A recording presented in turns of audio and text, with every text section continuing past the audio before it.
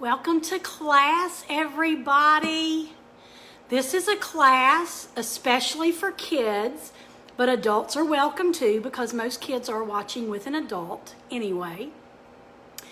I will wait just a second and let a few people get in the classroom before we get started. This is going to be a fun lesson today on peanut butter pie. It is a yummy, light dessert. I mean, if you like peanut butter, you are going to like this. Hey, Michelle. Hey, Tanya. Have I got any kids? If I've got kids in here, tell me your name and grade in here. Hey, Carrie. Holler out your name and grade if you're a child and you are in my class today to make peanut butter pie.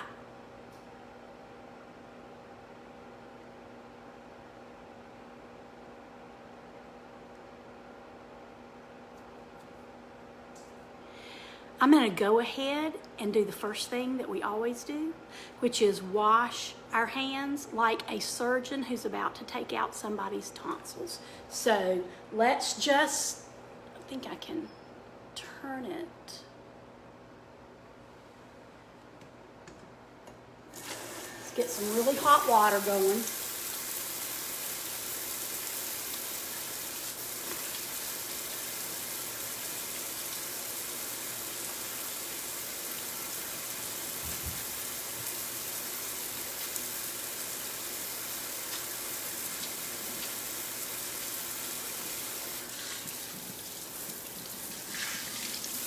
That's good and hot. And I'm going to try to get it back where we can see each other. Oh, hold up. Little crisis there. Knocking over stuff. Have you printed your recipe? The recipe is on the Facebook page for the Cookie School. And so it gives you all your instructions there so you can refer to it when you're making your own. I would love to see some of you make some of these recipes and post your picture on the Cookie School page. And I'll give you a hint. If you make any of these Cookie School recipes, be sure to take a picture of it, even if you don't post it, because there's a game coming pretty soon where you're going to play bingo, but you have to have a picture of each of the things that you made. So if you've been making them, just keep those pictures so that you will be able to play the bingo game for a really great prize. So I want you, and it will be for adults or kids, so make sure that you take pictures of everything that you are baking that we've made in the Cookie School. Today, if you like Oreos, which I do, and you like peanut butter, which I do, and you like cream cheese, which I do, then this is going to be easy and it's going to be delicious. This will be a perfect dessert for dinner time. So what I'm starting with is I've got a bag of Oreos in my blender. Now your blender doesn't have to look like this one. This is just mine. It's a Ninja. I'm going to plug it in. And I'm going to grind up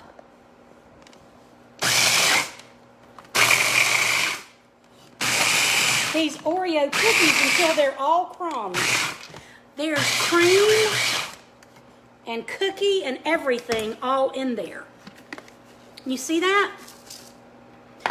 And I'm going to take my melted butter. I have a half stick of melted butter. And I'm going to pour it in there with my crumbled up cookies. Give that a quick stir.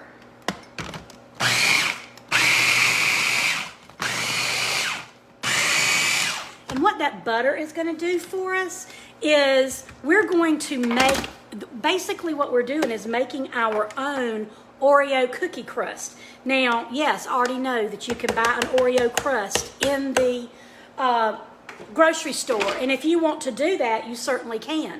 But I'm trying to demonstrate some things where if you have a recipe calling for an Oreo crust and you don't have one, you can make one very easily. All you need is Oreos that you've crumbled up, cream, cookie and all, and by adding that little bit of butter, it seems like now it's not dry crumbs, they're sort of moist crumbs. And I'm just patting it down into the dish. I could use a round dish, but I recently broke all the round dishes. It was a terrific mess. But I had a shelf just fall out of my pantry, and all of my pie dishes were in there. So guess what? I'm having to use a regular glass dish. But that just means that the shape of my dessert is going to be different. So now I've got my oven preheated to 350 degrees, and I'm going to stick this in there for 10 minutes. Alexa, set a timer for 10 minutes. Okay, now let me move over to where, sorry about that, my mixer is. Now I'm going to get my mixer and I'm going to put the other ingredients. It is going to call for a cup of peanut butter. So, I need to take some peanut butter, put it down in a cup until I get a measured cup of peanut butter. You see that? Now, I know that I tell you a lot that when I'm making cookies and certain frostings, I typically use the bread hook in my mixer, but in this case, I'm going to use, these are my cake spinners, my cake paddles, and it's for a much lighter substance, and this is going to be sort of light, so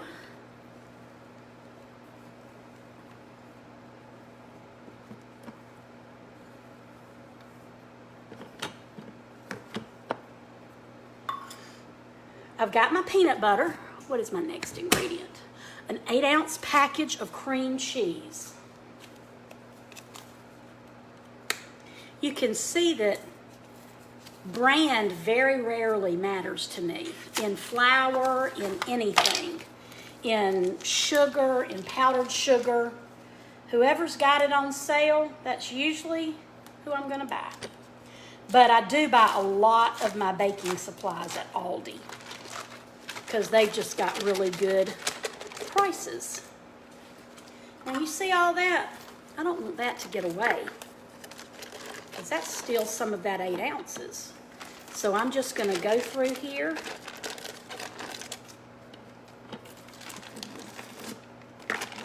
Grab some of it up.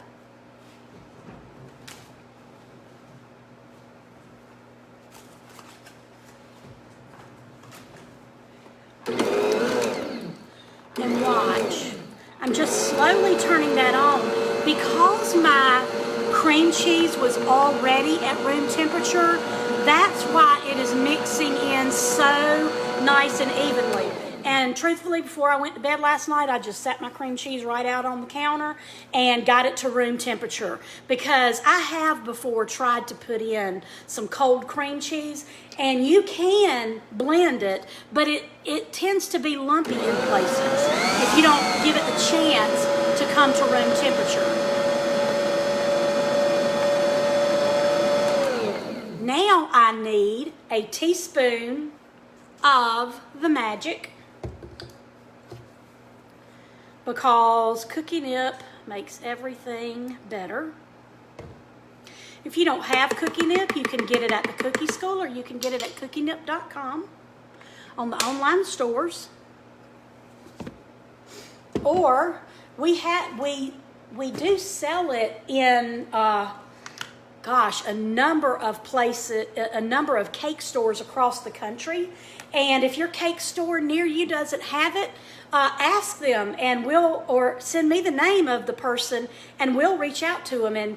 And usually when somebody has wanted it like that because they want to save on the shipping, sorry, technical difficulties. Now that is all nice and creamy, I'm going to get it off my middle bar there. One thing I like about these beaters is they are perfectly positioned for me to scrape my spatula on the side. I need 1 1/4 cups. So that's one. You know what I sometimes do? If I have a measuring cup in here, I can fill that to about 1/4. Can you see that? I know that if I were to divide that into 4 parts, I would have 1/4 of a cup. So that's what I'm going to do. But you can always get out all your other measuring cups. I know you have 1/4 if you have a cup.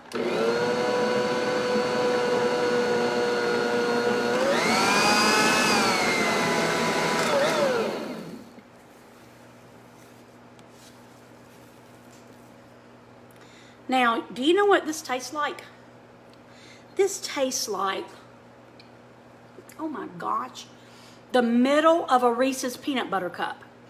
So if you don't like Reese's, do not try this recipe at home. But you know how that peanut butter in the Reese's is just a little sweeter than just peanut butter you get out of a jar? Wow. And that cookie nib and that little bit of sugar and that creamy cream cheese. So now what we have here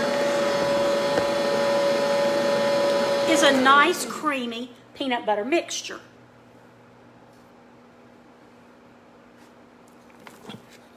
Now, this mixture doesn't like to cling to my beaters, which I particularly like. But I usually just take my beaters out and I'll put them on a plate.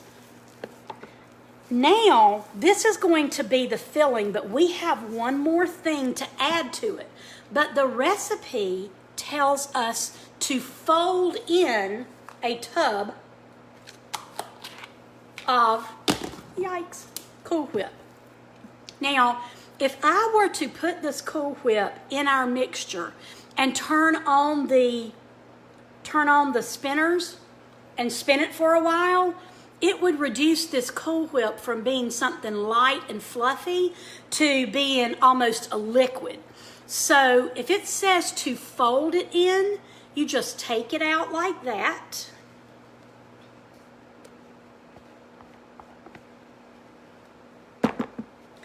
And you sort of stir it around with a spatula. Now I can try to get it incorporated and it will mix with that peanut butter nicely, that peanut butter mixture. But I really don't want to put my spinners back in there because it might take the volume out of our light peanut buttery mixture. Now imagine if you add this to that chocolate cookie crust. Do you think that will be very yummy?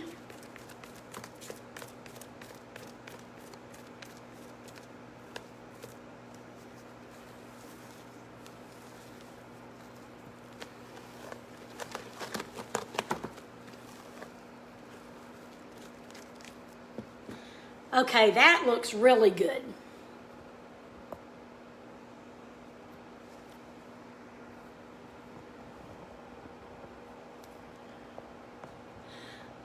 Okay, if you would do me a favor, would you please click the share button because I'm going to talk about Monday's class where we are going to make homemade biscuits. So if you would please click the share button so that we can get some more kids in the class because it is going to be a super class on Monday. I am going to show you how to make homemade biscuits. I know that there are lots of ways to get biscuits. I know that you can buy them in the freezer section. I know you can pop open a can, but we're going to look at a few things that our grandmothers did every day. And they made bread 3 times a day. They made bread for breakfast, lunch, and dinner every day. And I'm going to show you a piece of furniture that used to be in their kitchens, because I'm going to have to go all the way to my sister's house to do it, because she has my grandmother's Hoosier cabinet, and she's older, and that's why she's got it. And if you're the younger sibling, I feel your pain. But I'm going to go to her house to show you the Hoosier cabinet, which I think is so charming, because I know that we buy flour right now in like a 5-pound bag, but our grandmothers used to buy it in 25 and 50-pound bags. And I want to show you about what flour used to come in and what they used to do with it, and what kind of thing they needed in their kitchen to produce those biscuits once they didn't have the same kind of things that we have in our kitchens. Okay, Alexa's telling me it's time to get my pie crust out of the oven. Alexa, stop.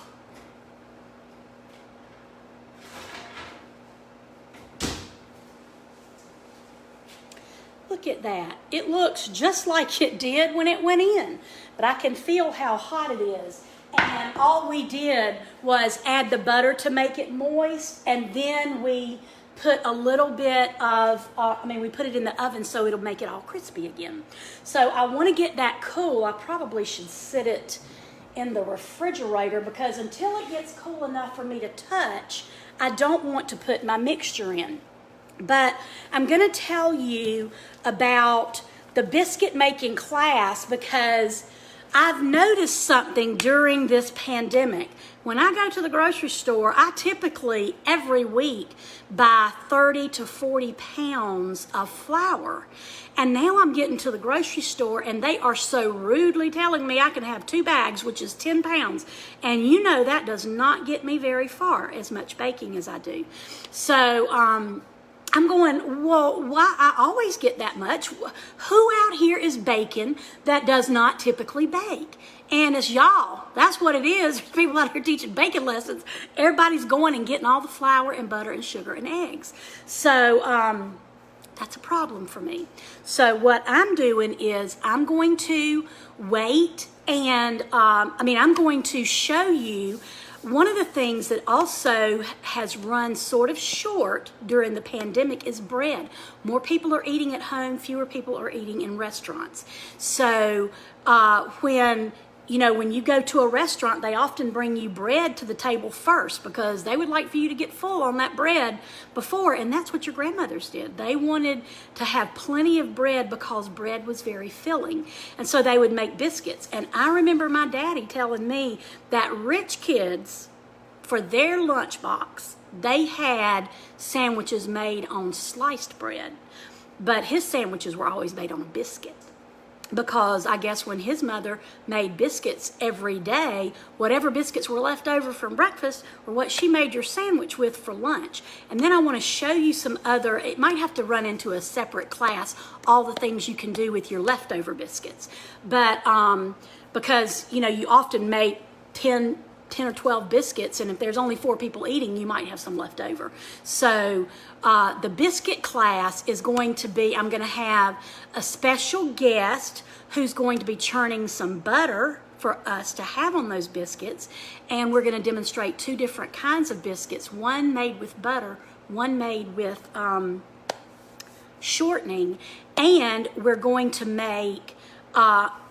to show you the Hoosier piece of furniture that everybody had in their kitchens that was basically a bread making table / piece of furniture. So that should be very exciting on Monday. Be sure to get a friend to come and join us for class on Monday for our love biscuit making. And then after that, every Sunday, your mama will have you making the biscuits because they will be so good. All right, so you see this? You know, when they have those food competitions on the Food Network, they have a blast chiller. That's also known as a freezer, where it will make our pie crust get cool in a hurry.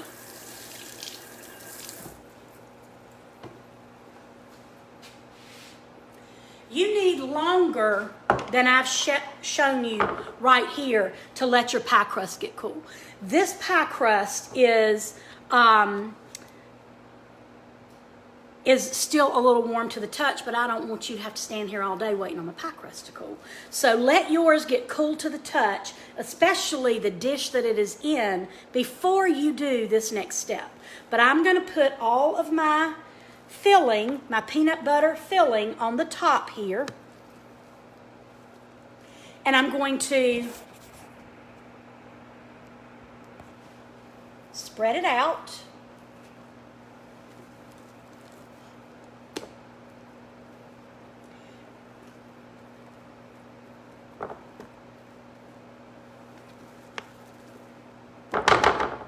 I want to get it all out of my bowl.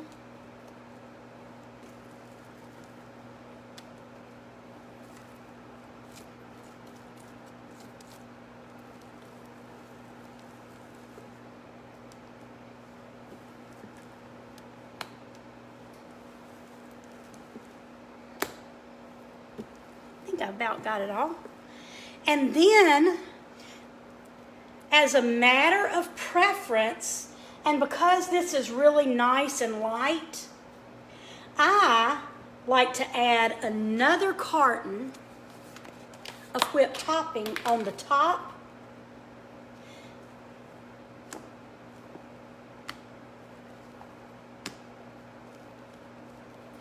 And spread that around.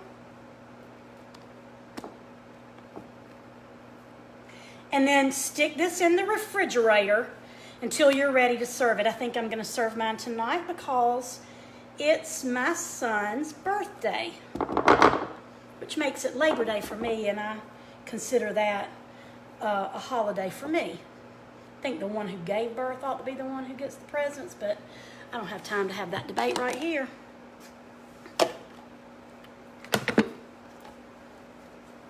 So now, this is what we have.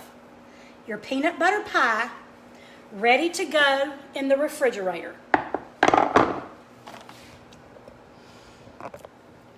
Be sure to invite a friend to come to the biscuit class on Monday. I'll see you Monday. Bye.